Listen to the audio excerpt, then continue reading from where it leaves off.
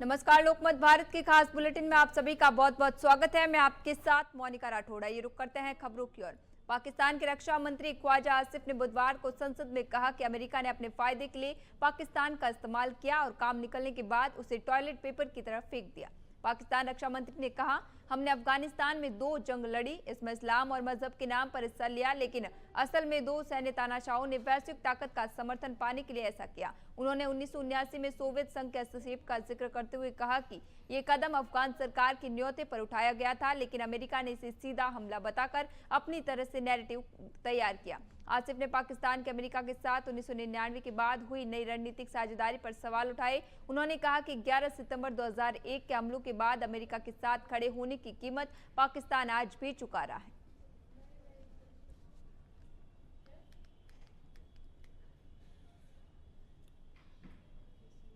लोकसभा में बजट सत्र के दौरान नेता प्रतिपक्ष राहुल गांधी के भाषण पर जोरदार हंगामा देखने को मिला। राहुल गांधी ने अपने संबोधन में एप्स्टीन फाइल्स और अमेरिका में अडानी समूह पर चल रहे मामले का जिक्र किया। उन्होंने आरोप लगाया कि अडानी पर चल रही कानूनी कार्रवाई दरअसल प्रधानमंत्री नरेंद्र मोदी पर दबाव बनाने की कोशिश है और इससे भाजपा की वित्तीय संरचना प्रभावित हो सकती है। उनके इस बयान पर केंद्रीय मंत्री किरेन रिजिजू ने कड़ी आपत्ति जताई और आरोपों के समर्थन में सबूत पेश करने की मांग की। रिजिजू ने कहा कि बिना प्रमाण के ऐसी बातें सदन की कार्रवाई का हिस्सा नहीं बननी चाहिए। राहुल ने जवाब में कहा कि वे तुरंत सबूत देने को तैयार हैं। हालांकि स्पीकर ने हस्तक्षेप करते हुए कहा कि उन्होंने सबूत नहीं मांगे हैं और राहुल अपनी बात जारी रखे। बाद में रिजिजू ने राहुल के खिलाफ विशेषाधिकार प्रस्ताव लाने की घोषणा की।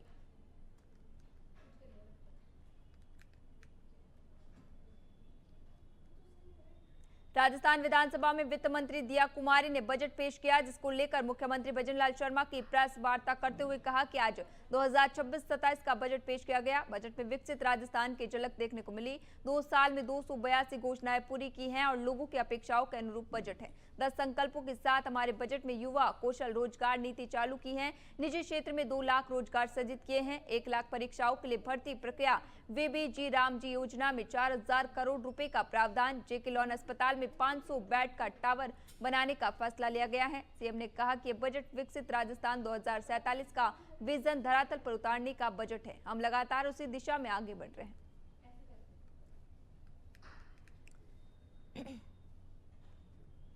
वित्त मंत्री दिया कुमारी ने बुधवार को वित्त वर्ष 2026-27 के लिए राजस्थान का बजट विधानसभा में पेश कर दिया है। 21,52,100 करोड़ रुपए के इस बार के बजट में गरीबों, किसानों, युवाओं और महिलाओं की घोषणाओं का पिटारा खोल दिया है। 3 घंटे के बजट भाषण में वित्त मंत्री दिया कुमारी ने किसानों को ब्याज मुक्त फसली कर्ज देने की घोषणा की है। बजट घोषणा के अनुसार प्रदेश में ब्याज मुक्त अल्पकालीन फसली ऋण योजना के अंतर्गत किसानों को कर्ज दिया जाएगा, जिसमें प्रदेश भर से 35 लाख से अधिक किसानों को 25,000 करोड़ रुपए का ऋण किसानों को सरकार देगी। इसके अलावा वित्त मंत्री दिया कुमारी ने कहा कि दीर्घकालीन सहकारी कृषि और नॉन फार्मिंग सेक्टर के लिए 590 करोड़ रुपए के कर्ज पर 5% ब्याज अनुदान दिया जाना प्रस्तावित है। इसका लाभ प्रदेश भर से 26,000 किसान और लघु उद्यमी को फायदा मिलेगा। एवं किसानों का कल्याण।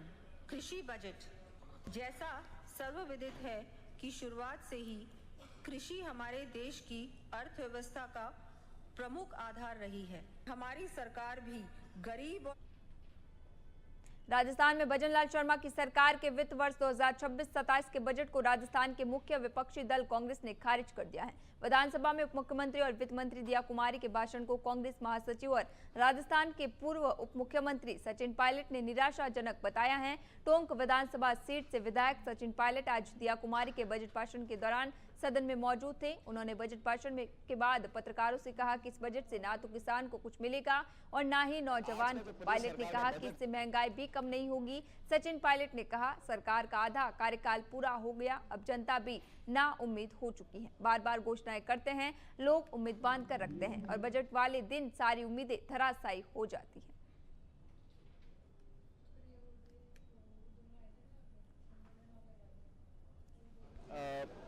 किसान की बात करते हैं, मुझे लगा नहीं सरकार ने इस बजट में ऐसा कोई रोड मैप दिया हो कृषि के क्षेत्र। जो केंद्र बजट था, जिस प्रकार से केंद्र के बजट में राजस्थान की अनदेखी हुई, हमें पहले लग रहा था कि कुछ खास इस प्रदेश के बजट से आएगा नहीं। लेकिन सबसे जो जनता के लिए, प्रदेश के लिए सुकून की बात है कि अब इस सरकार के मात्र 2 ही बजट रह गए हैं। और आज का जो प्रदेश सरकार का बजट था, मुझे लगता नहीं इसमें कहने लायक कुछ था। जो प्रमुख मुद्दे हैं प्रदेश के, उस पर कोई चर्चा नहीं करी। आप जो वित्तीय प्रबंधन देख लीजिए। मोगढ़ थाना पुलिस ने अवैध रूप से गांजे का परिवहन करने वाले आरोपी को गांजा सहित गिरफ्तार किया है। खंडवा एसपी मनोज कुमार राय के निर्देशन एवं additional SP Mahendra Tarnekar, CSP Abhinav Kumar Barange के मार्गदर्शन में टीआई धीरेश दारवाल थाना प्रभारी मोगढ़ रोड के नेतृत्व में संदिग्ध व्यक्ति की घेराबंदी कर पकड़ा गया, जिसका नाम अजय ग्राम सिलूदा को गिरफ्तार किया। उसके कब्जे से 1 किलो 180 ग्राम गांजा, जिसकी लगभग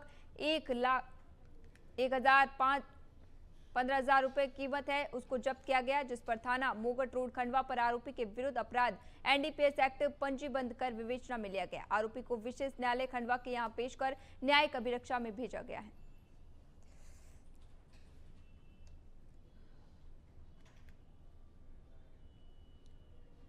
बुरहानपुर जिला कांग्रेस कमेटी के आह्वान पर आज बड़ी संख्या में कांग्रेस कार्यकर्ता जय स्तंभ चौराहे पर एकत्रित हुए, जहां एसआईआर को लेकर कथित फर्जी आपत्तियों के विरोध में धरना प्रदर्शन किया गया। धरने के बाद कांग्रेसियों ने रैली के रूप में नगर निगम कार्यालय पहुंचकर घेराव किया। प्रदर्शनकारियों का आरोप है कि शहर में सड़क, नाली, बिजली, पानी और गंदे पानी की समस्या गंभीर बनी हुई है, लेकिन नगर निगम प्रशासन इस ओर ध्यान नहीं दे रहा। इसी दौरान कांग्रेस नेताओं ने एसआईआर मामले को लेकर तहसीलदार प्रवीण ओहरिया को ज्ञापन सौंपा। वहीं नगर निगम कमिश्नर और महापौर के मौके पर नहीं पहुंचने से नाराज कांग्रेस कार्यकर्ताओं ने आक्रोश जताया और प्रतीकात्मक रूप से एक बकरे को ज्ञापन सौंपकर विरोध दर्ज कराया।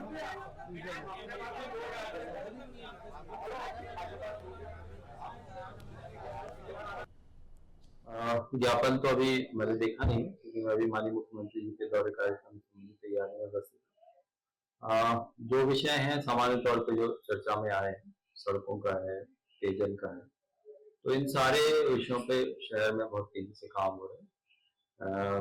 पेयजल व्यवस्था नई जल प्रदाय योजना से उसका कवरेज काफी बड़े हिस्से में शहर में हो चुका है। कुछ छोटे मोटे हिस्से बचे हैं जिन पर भी अभी लगातार काम चल रहा है, और जहाँ बचा हुआ है वहां भी हम पुरानी जल प्रदाय योजना से लगातार लोगों को पानी का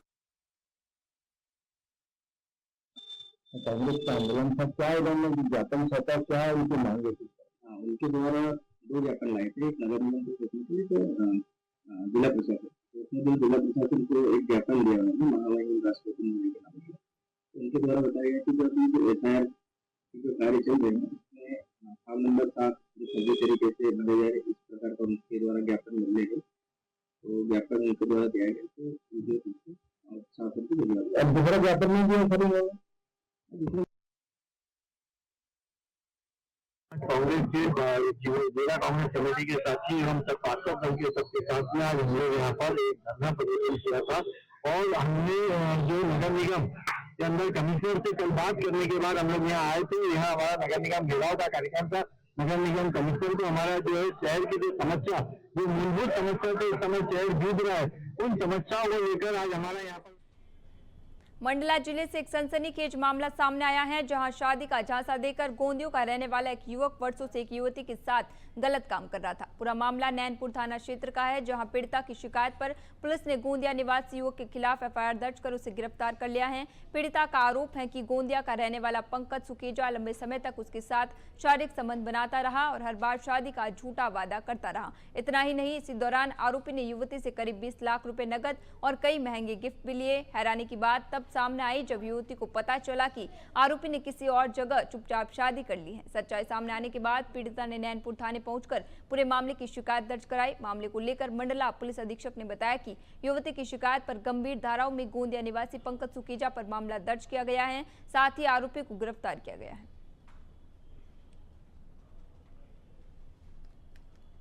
वाड़ा के शिवम ठाकुर नामक युवक के विरुद्ध स्थानीय बालिका ने अपराध दर्ज करवाया है, जिसमें उसने कहा कि उसके साथ कभी रेल में एक वीडियो बना लिया गया था, उसी के आधार पर लड़का उसको ब्लैकमेल करता था। युवती की शिकायत पर एफआईआर दर्ज की गई है और युवक को पकड़ के कोर्ट के समक्ष प्रस्तुत किया गया। इसमें बीएनएस की सुसंगत धाराएं और साथ में आईटी एक्ट के जो प्रावधान है उनको भी समझें। धार जिले का निसरपुर क्षेत्र मां नर्मदा तटीय क्षेत्र होने के कारण कई मायनों में खास और ऐतिहासिक है। इस इलाके में प्राचीन तीर्थ कोटेश्वर मेघनाथ ऋषि की तपस्थली, मेघनाथ घाट और पांडवकालीन विश्व का एकमात्र शिवालय धार्मिक आस्थाओं के केंद्र है। इस इलाके में अति प्राचीन प्रथम पूज्य भगवान गणेश जी का मंदिर भी आस्था का केंद्र है। निसरपुर विकासखंड में भेलसुर पंचायत भवरिया हैलादड़ स्थित गणेश मंदिर तक रास्ते का निर्माण, मंदिर परिसर सौंदर्यकरण सहित कई निर्माण कार्यों के लिए भूमि पूजन का आयोजन किया गया। मंदिर तक पहुंच मार्ग बनाने की लंबे समय से मांग की जाती रही है। इसी मौके पर भाजपा प्रदेश मंत्री जयदीप पटेल, धार ग्रामीण जिला अध्यक्ष चंचल पाटीदार, समाजसेवी हीरा नारायण मंडलोई, जनपद पंचायत अध्यक्ष शर्मिला कन्हैयालाल चौहान, जनपद पंचायत सीओ कंचन वास्केल, पत्रकार उपेंद्र कुमावत, मोहम्मद बोहरा, महावीर जैन सहित कई लोग उपस्थित थे। गणेश मंदिर जो कि प्राचीन और ऐतिहासिक है, ऐसे मंदिर में आज भक्तों की, क्षेत्रवासियों की मांग को लेकर कई दिनों से मांग थी, क्योंकि ये खंडवा बड़ौदा मार्ग के समीप ग्राम भेलसुर में स्थित है। ग्राम पंचायत भवरिया लगती है और काफी प्राचीन मंदिर है, जिसको लेकर कई भक्तों की मांग थी कि वहां तक का एक पहुंच मार्ग रोड बने, और उसको लेकर आज संकल्प भूमि पूजन कह सकते हैं, क्योंकि अभी तक उसका एस्टिमेट या किसी मत से कहाँ से बनना है वो अभी तय नहीं हुआ, लेकिन क्षेत्रीय जनप्रतिनिधियों जिसमें भाजपा के प्रदेश मंत्री जयदीप पटेल, भाजपा यहाँ के स्थानीय ग्रामीण धार भाजपा जिला अध्यक्ष चंचल पाटीदार, शिवम यादव जो मंडल अध्यक्ष हैं, और साथ ही यहाँ के युवा भाजपा नेता हीरा मंडलोई, इनकी सबकी पहल की वजह से यहाँ पर अभी एक संकल्पित भूमि पूजन हुआ है, जिसमें प्राचीन गणेश मंदिर तक पहुंच मार्ग लगभग 400 मीटर का है, जिसको लेकर ये संकल्पित भूमि पूजन किया गया है। उसमें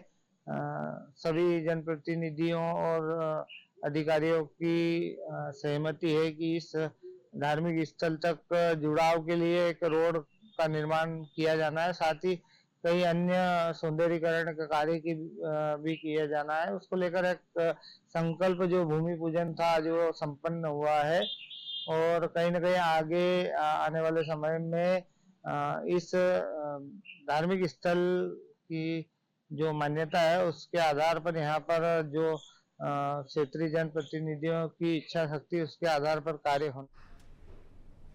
बुरहानपुर के एक दिवसीय दौरे पर आए भोपाल से कांग्रेस विधायक आरिफ मसूद ने मंच से जमकर हुंकार भरी। उन्होंने भारतीय जनता पार्टी पर तीखा हमला बोला। वही अपनी ही पार्टी के नेताओं और कार्यकर्ताओं को भी खरी खरी सुनाई। उन्होंने एसआईआर और निर्वाचन प्रक्रिया को लेकर भी कलेक्टर को चेतावनी दी। बुरहानपुर में आयोजित कार्यक्रम के दौरान आरिफ मसूद आक्रामक अंदाज में नजर आए। उन्होंने भाजपा सरकार पर लोकतंत्र और संविधान को कमजोर करने का आरोप लगाया। साथ ही कांग्रेस कार्यकर्ताओं को नसीहत देते हुए कहा कि भाजपा के खौफ में आने की जरूरत नहीं है और हर मुद्दे पर एकजुट होकर खड़ा होना होगा। उन्होंने दो टुक में कहा कि ये अब नए दौर की कांग्रेस है, यदि आज पार्टी के साथ खड़े नहीं होंगे तो भविष्य में उन्हें घर बैठना पड़ सकता है। आरिफ मसूद ने एसआईआर और निर्वाचन प्रक्रिया को लेकर प्रशासन को घेरा और उन्होंने बुरहानपुर कलेक्टर को चेतावनी देते हुए कहा कि चुनाव आयोग निष्पक्ष रूप से काम करे और जिला प्रशासन किसी राजनीतिक दल का पक्ष न ले। इसी मांग को लेकर आरिफ मसूद कांग्रेस कार्यकर्ताओं के साथ कलेक्ट्रेट कार्यालय पहुंचे और ज्ञापन सौंपा। अभी जिला मुख्यालय पे भी आज इसीलिए आए कि वक्त रहते हम कलेक्टर को सचेत कर रहे हैं। इसके बाद एफआईआर भी कराएंगे और अदालत भी जाएंगे। अगर फर्जी पाई गए तो कलेक्टर साहब को भुगतना पड़ेगा। दबाव में आके मतदाता का आप हक छीन नहीं सकते। मुद्दा है कि कांग्रेस दो टुकड़ों बची नजर आ रही है, कहीं ना कहीं कल भी ये आप लोगों का भ्रम है। मेरा प्रोग्राम पहले से तय था। 10 तारीख का फरीद को मैंने प्रोग्राम अल्पसंख्यक विभाग का दिया था। अब अनफॉर्चुनेटली 11 तारीख को कांग्रेस कर रही है। मैं मुझे आवेदन भी किया, मुझसे रिक्वेस्ट भी करी है, लेकिन मेरे को दूसरी जगह जाना है, इसलिए एक नहीं है। हम इस मुद्दे पर सब मिलकर लड़े।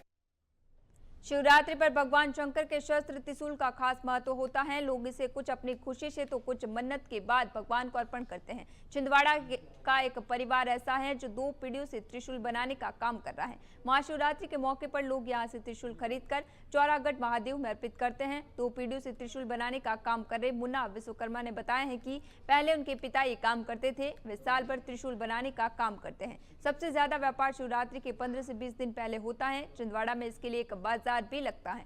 लोग यहाँ से त्रिशूल खरीदकर चौरागढ़ की पहाड़ियों पर पहुंचते हैं और भगवान शिव को अर्पण करते हैं। सोनम अहिरवार ने बताया कि चौरागढ़ महादेव श्रद्धा का केंद्र है। छिंदवाड़ा में त्रिशूल दीक्षा का भी कार्यक्रम आयोजित किया जाता है, जिससे लोग ले जाकर त्रिशूल अर्पित करते हैं।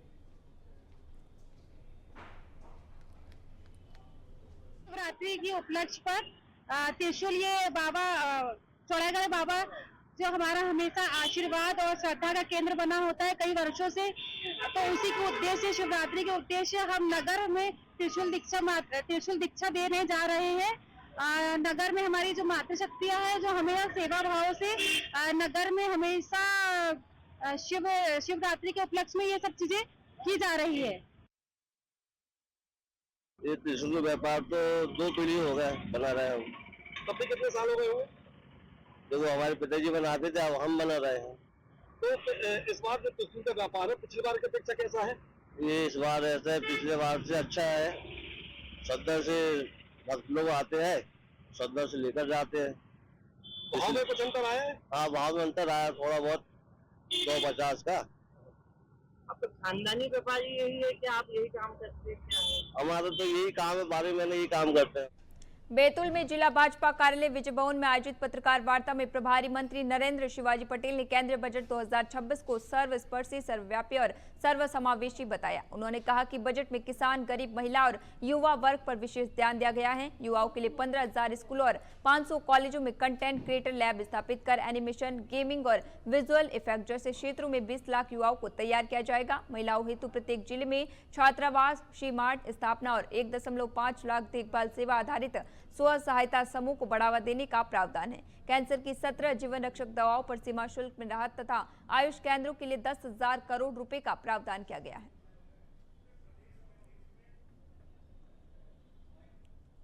मेरा प्रोग्राम जारी हुआ कंट्रोल रूम से, आपके पास भी आया होगा, पीआरओ से भी जारी हुआ होगा। इसलिए मैं समय का अनुशासन पालन करने वाला कार्यकर्ता हूं। कभी 5-10 मिनट लेट भी हो जाता है तो माफी मांगता हूं। ये भी नहीं है कि गलती होगी तो माफी नहीं मांगूंगा, माफी भी मांगता हूं यदि समय से नहीं आ पाऊंगा तो। पहला विषय। दूसरा विषय जो आपने कहा, मेरा कहना यह है कि जिस विषय को लेकर पत्रकार वार्ता हो रही है उसी विषय पर चर्चा होती है। उस विषय से यदि आप कोई इतर प्रश्न करेंगे तो मेरा निवेदन यह है कि इस पत्रकार वार्ता के बाद में आप जो भी इतर प्रश्न करेंगे उनका उत्तर देने के लिए मैं तैयार। अभी के लिए खबरों में इतना ही। बने रहिए लोकमत भारत के साथ सच का।